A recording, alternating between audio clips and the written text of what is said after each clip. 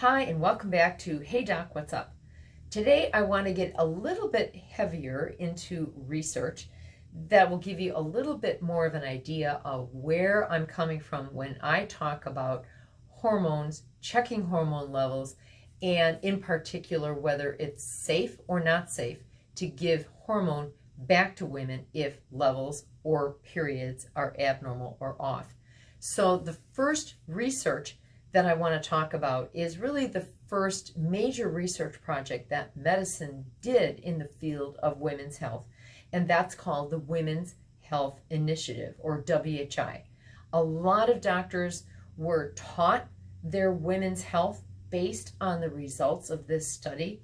So let's dive in and figure out why this was such a landmark study, and is it good research or maybe not as good a research as we think it is. So let's dive in. Number one, Women's Health Initiative, first and foremost, was an American research project. It took a lot of women. It took over 200,000 women and asked the question, can hormone be good for you? And what in particular we wanted to know is, does it impact these three things? Does it impact breast cancer? Does it impact heart disease? Does it impact stroke? And those were the three major outcomes that we were looking for. And so the Europeans at the same time said, well, wait a minute, we want in on that study too, but we can't get 200,000 women together. We can only get 5,000 women together. So the Finns, actually, the Finnish, got together 5,000 women, and they put their version of Women's Health Initiative together as well. Now, because they didn't have as many women, they said, we will only study one parameter, breast cancer, because we can't possibly compare all three parameters with only 5,000 patients. So off they went, studying for 10 years was the original plan timing, to study whether hormone had an impact on breast cancer, heart attack, and stroke. So after 7 years on the study, the Americans wanted a preview. They wanted a peek. And so looking at the data behind closed doors, what did the American researchers find? Well, what they wanted to find was a decrease in breast cancer, heart attack, and stroke. What they instead found was an increase in all three. What? They found an increase in all three. And behind closed doors, they didn't know what they were going to present to the public. So the press behind listening at the door said they aren't saying anything. They're not coming out and telling us. So what the press did is they got out their bullhorns and they said, women, get off your hormone.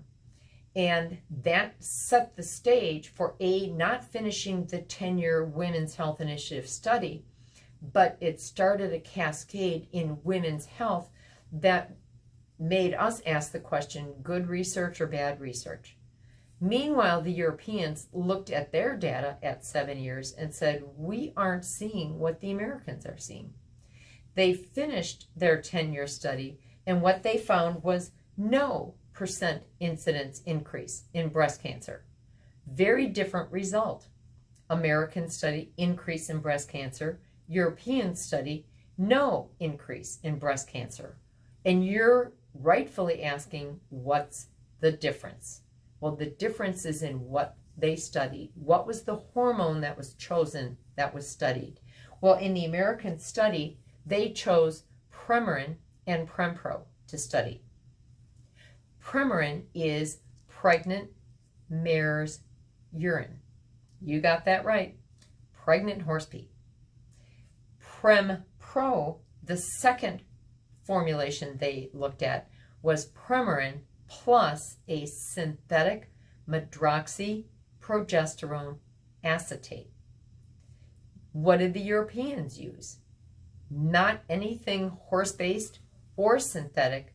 They used human-based bioidentical estradiol and prometrium, which its generic form is called progesterone. So they studied human-based bioidentical progesterone. So do you think there may be a link between human bioidentical hormone causing 0% incidence increase in cancer versus horse-based synthetic causing increase in breast cancer, heart attack, and stroke? I'll let you be the judge of that, but we'll look at the next two research studies that were done, good research or bad, on Hey Doc, What's Up?